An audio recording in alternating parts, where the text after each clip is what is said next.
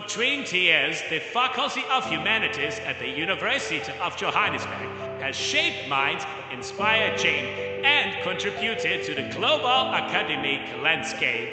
My name is Professor Suzanne Graham, and I've really been part of UJ since 1999, back when it was still called the Faculty of Arts.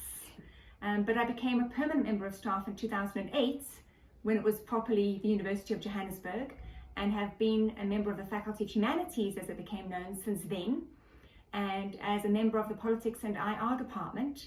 And then I became the head of that department, and then I moved into the Vice Dean Teaching and Learning position in the Faculty of Humanities. So my whole life it really has been academically in humanities here at UJ. And before that, we were known as the Faculty of Arts, so it really was a total rebrand for the Faculty of Humanities. It had to be reborn in a sense, just as UJ was born as a university.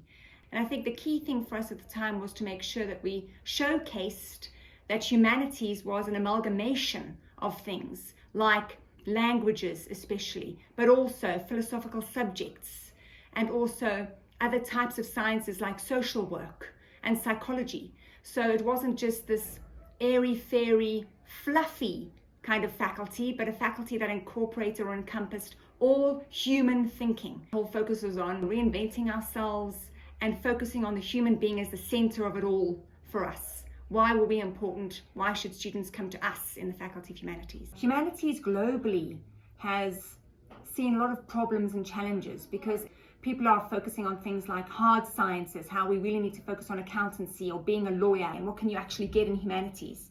People used to think of them as barely anything degrees, the BA, barely anything. An unfortunate way to describe it, because if you think about the world of work changing, what it actually speaks to is that bosses want multi-skilled people. And what the humanities does is really cater for multi-skills. So you're learning not just about project management, for example, but also how to people manage. We still need to know how to deal with AI, how to address the ethics of AI, how to fix AI when it crashes. And that still involves human beings. Our focus originally was to focus on the human and what it means to have a job in the humanities field. And that's remained our focus over the years. Over the last 20 years, there have been quite a few things that have happened that the faculty's had to adjust to. One of them, as I mentioned before, was the world of work and how that's changing. And humanities definitely has had to adjust in terms of how it markets itself, how it makes sure it's relevant to our local and our wider communities. What kind of difference are we making, in other words? That's been a big, big deal. The second thing is, how do we actually adjust to global challenges like the pandemic, which came out of the blue? It was very, very tough and very difficult.